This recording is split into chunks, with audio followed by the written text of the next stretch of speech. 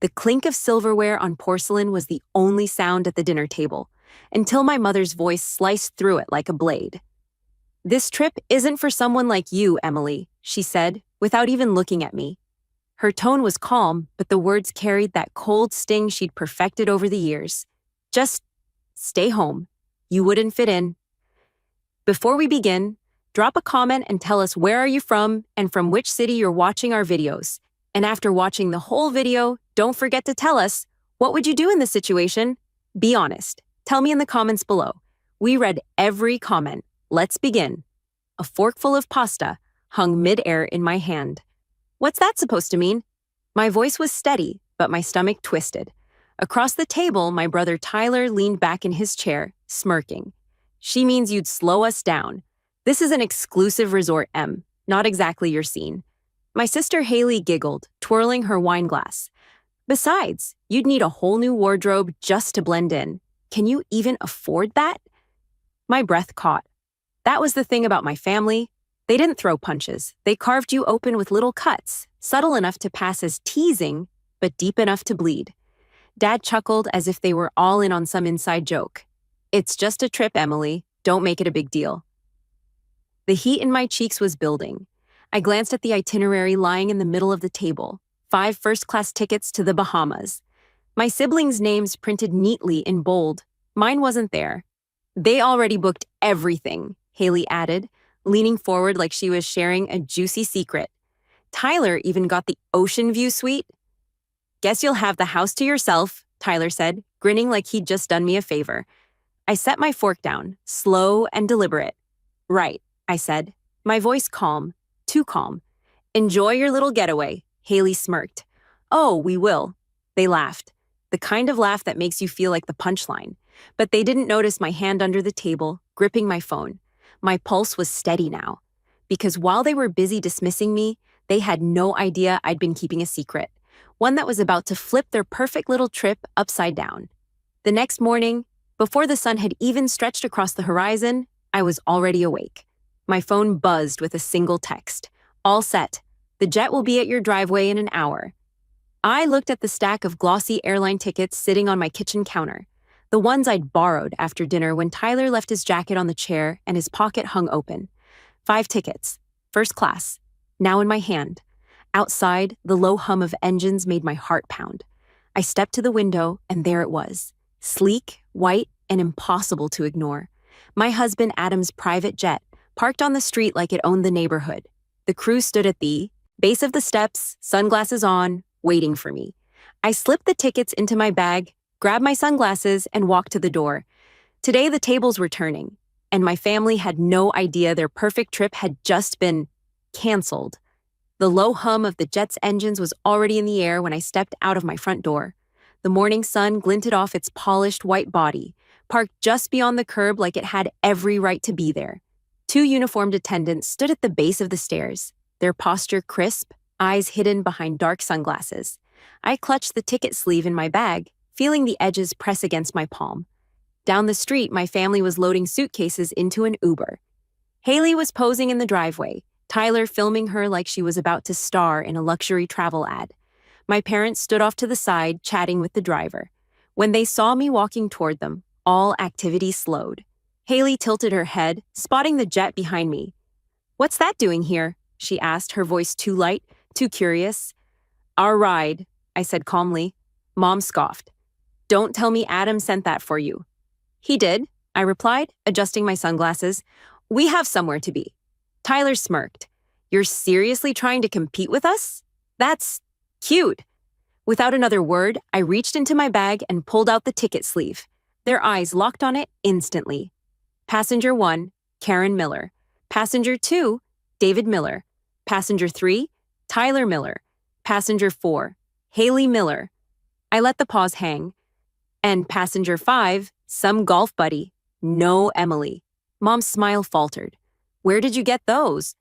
"You left them where I could see them," I said. "I figured I'd hold on to them for safekeeping." Dad's face tightened. "Emily?"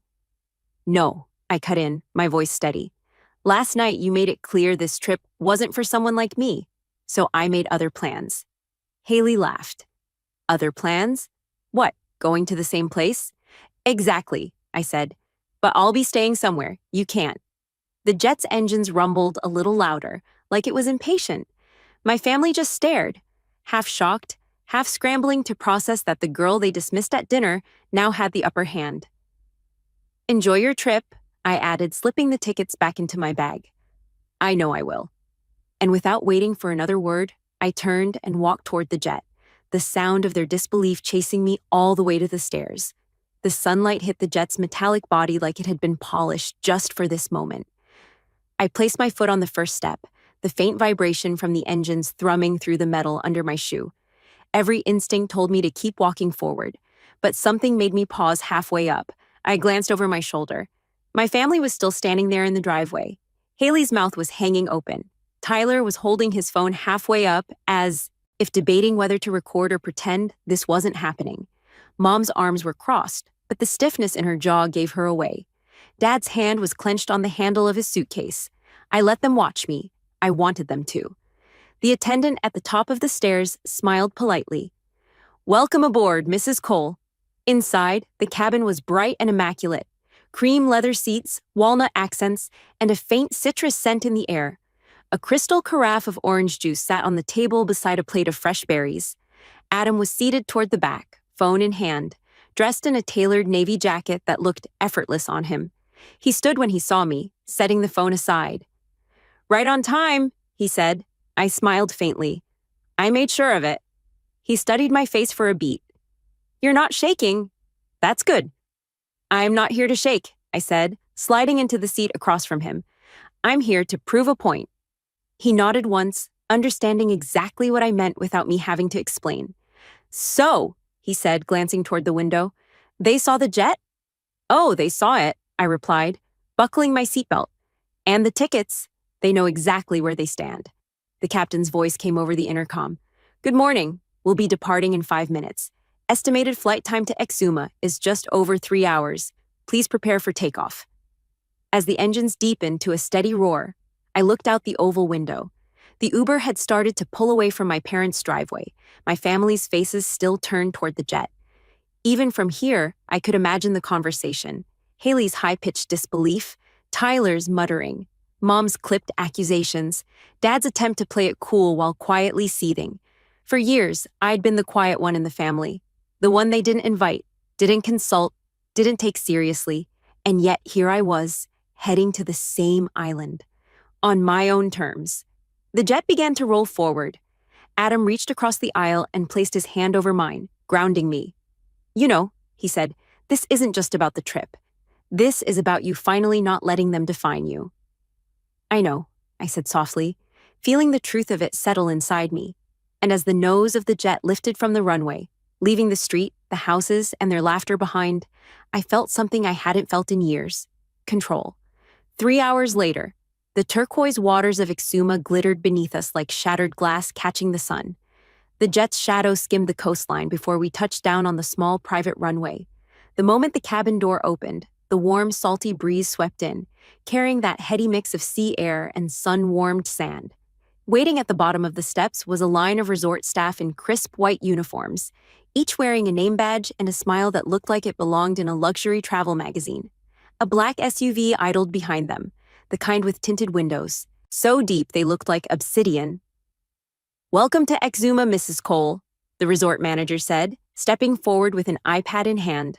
We have your entire ocean view wing ready, along with the cabanas you requested. Your private dinner on the beach will be set up for sunset. Adam glanced at me with a faint smirk. You really went all in, didn't you? I shrugged, trying to hide the satisfaction curling in my chest. If I'm going to do this, I'm going to do it right. Inside the SUV, the leather seats were cool against my skin, the air conditioning sharp after the Caribbean heat. The road wound past swaying palms and bursts of hibiscus flowers until the gates of the resort came into view, towering iron flanked by security in spotless uniforms.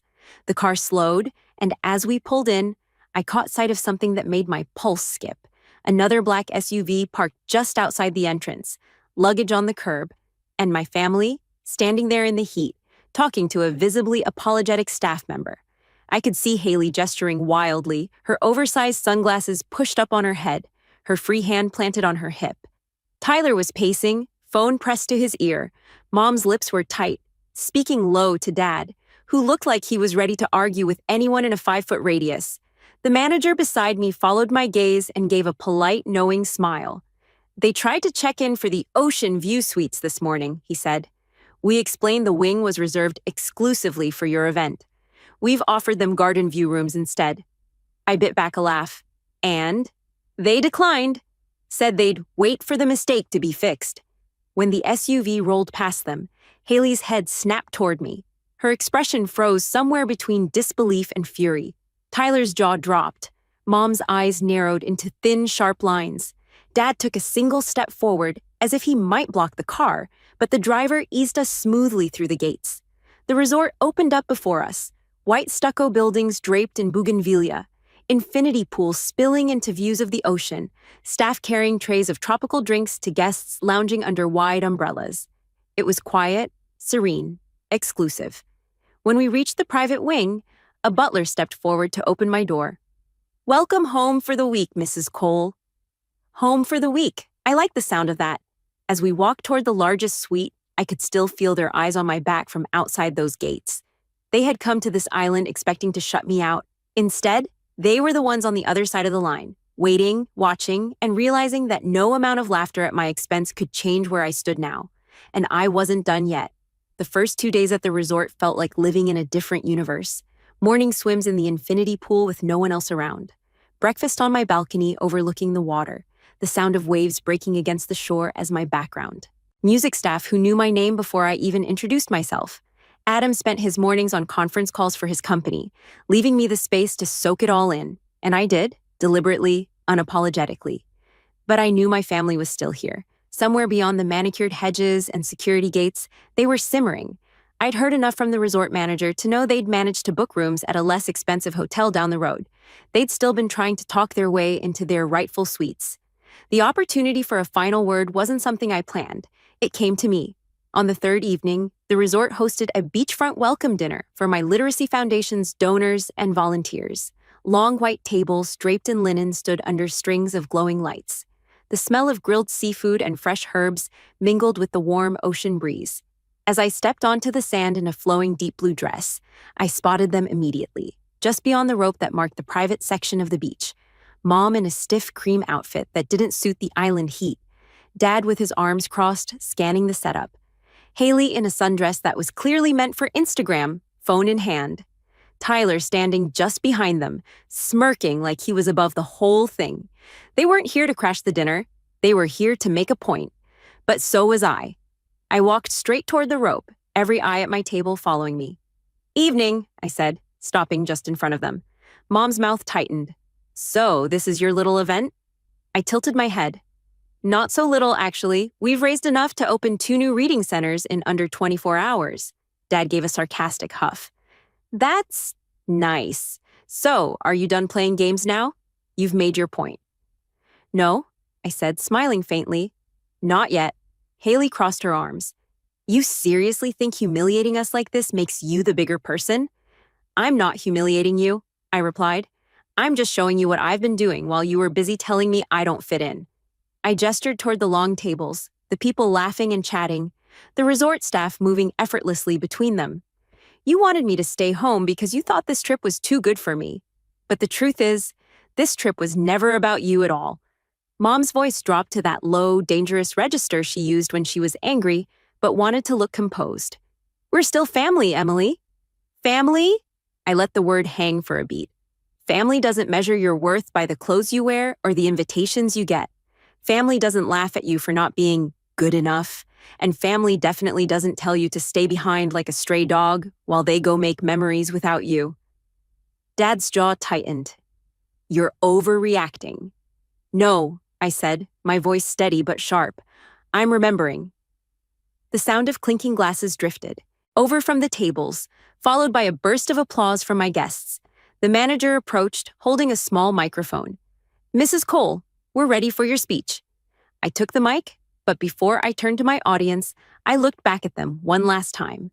You could have been here tonight, I said, not just as guests, but as people who supported me. But you made your choice, and I made mine. I didn't wait for a reply. I walked to the center of the tables, the sand warm under my heels, and faced my guests. Behind me, I could still feel my family watching. "Good evening," I began, my voice carrying just enough to reach them too. When I started this foundation, a lot of people didn't believe in me. They thought I didn't belong in places like this. But what they didn't understand is that belonging isn't something people give you. It's something you claim for yourself. The guests clapped, some even standing. My eyes swept over the tables, past the twinkling lights, and toward the ocean. And for the first time, I didn't feel like I was proving anything to them. I wasn't playing on their terms. I was just living mine, on my own ground, in my own voice. The sun dipped lower, casting the sky in shades of gold and rose. The waves kept rolling in, steady and endless. And somewhere beyond the rope, my family stood silent, not laughing, not dismissing, just silent, exactly the way I wanted it.